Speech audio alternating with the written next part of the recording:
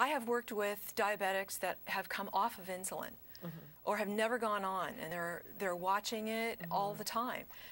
And so it's important to know where your insulin status is, because insulin is the thing that flies below the radar and takes a separate test to find out how out of the woods are you. So I noticed you said at the beginning of our interview, naturopathic doctors do lab tests and all these testing, but you don't give out the medicines. Yes, we do. Oh, you do give out the medicines? I can prescribe insulin. Okay, you need to do that initially just to get people level, otherwise they can go into shock. And then you try to wean them off of it as you get them to eat healthier and change their lifestyle. Right. Okay. Or put them on a medical diet. A medical diet. Where it drops like a rock. Well, now, medical diet would include what? Well, there is a medical diet that, there's a few of them. There's more than one, okay? One of them is where you actually use medical food that's full of things like chromium in it that will lower blood glucose levels. Or there's the HCG diet. Which is a diet that is hormone shots combined with 500 calorie per day diet plan for up to 40 days, depending on how much.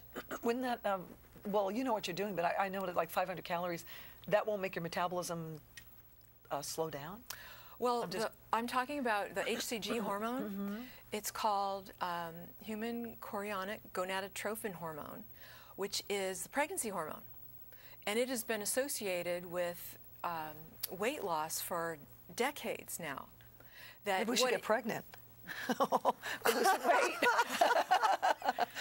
Well, I don't mean to make light of it, but I don't know, my daughter had a baby and she got real thin, but that's another story.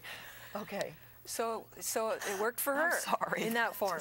I'm talking about taking it as a hormone shot where it actually mobilizes abnormal fat stores. So you're eating 500 calories that keeps you alive, but your body's burning the fat that you're not eating, but it's coming out of your own fat stores. Right. And this Is it healthy? Are there any side effects to getting a hormone shot? Because I worry about getting hormones. It's not hormone replacement as you think of, like estrogen and progesterone. That's probably what you're imagining. Yes, right. It's not that. It's not that. And it doesn't have side effects. I mean, it tends to bother gallbladders. If there's been gallstones in the history, it can create... Do you lose your belly fat from that? Yes. Belly fat is caused from hormonal problems, isn't it? Well, belly fat is awful. Well, it's a lack of exercise for one. I do 7 classes a week, and it's still hanging around here. Well, it's usually a hormonal imbalance, especially if you have high cortisol. Cortisol is the hormone that makes you hold it around here. Oh, that's a stress hormone. That's cortisol is your stress hormone. Yeah. Yeah, and it can be high or low, and in high or low positions, it can make you hold on to weight around the middle like you never did before. You better start some meditation classes. But it's a complex issue that's related to, as you know, exercise, how much are you eating, how much more calories than you need are you eating, and also what shape are your hormones We weren't going to ask you this, but I tried, you know, low carb. I know Dr. Atkins, and that helped people with diabetes. They get off insulin and the whole thing, but I tried, you can't go too low carb because it really messed up my mind and my body. My energy was just like... And also my thinking got kind of fuzzy. Yeah. So. Well, the point is, carbs aren't the enemy. No. If you're having fibrous carbohydrates, you know, fiber is the friendly part of a carbohydrate. Okay. It's when you're having the carbohydrates that have been stripped of their fibrous content, that they're simple carbs, right? Right. Sugar. So when you take fiber off of something, it becomes a simple carb. We're talking about white sugar or white flour, pasta. Rice, white rice.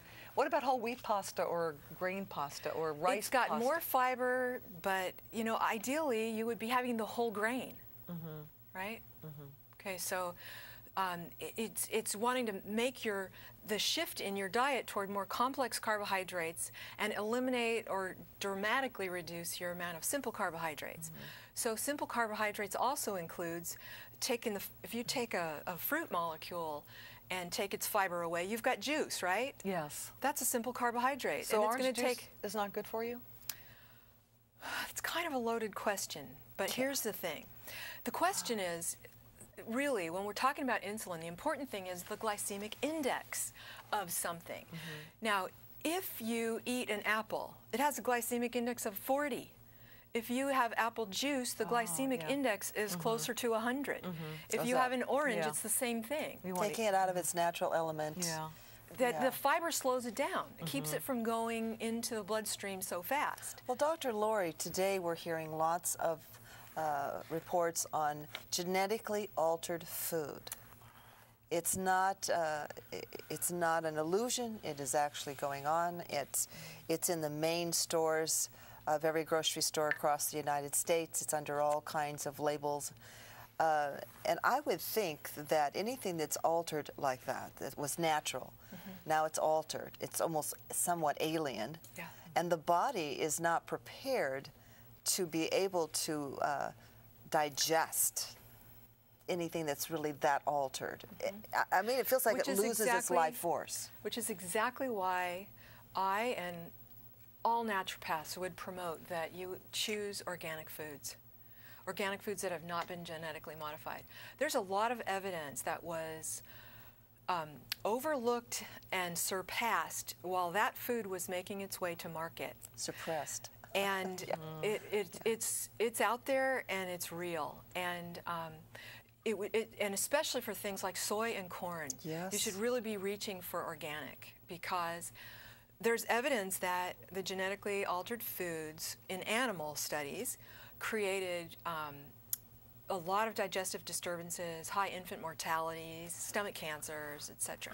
So organic is really the answer. It may cost a little bit more, but in the end, it might cost a lot more. It is cheap to eat junky food.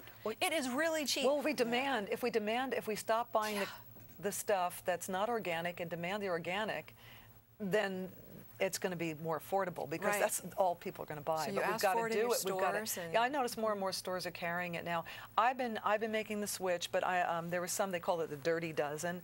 So I'm trying to, like apples and potatoes in particular, certain foods. You know, I'm kind of working my way over to the more organic. Now you work in weight loss. How did you get? I mean, we're talking weight. How did you get involved? This is your specialty, isn't it? How did you become so interested in the weight loss? Well, I have personal experience with it. No. I do. I was overweight for a good portion of my life. Really? And I struggled with it. You hear that a lot. I mean, information doesn't change behavior.